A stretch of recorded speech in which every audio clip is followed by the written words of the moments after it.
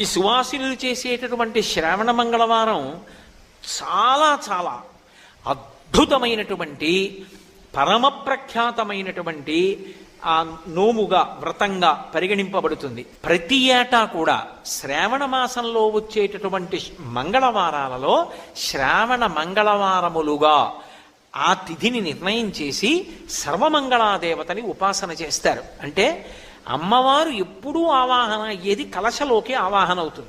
అథవా గౌరీదేవి ప్రతిమ ఇంట్లో లేని ఏ ఇల్లు ఉండదు.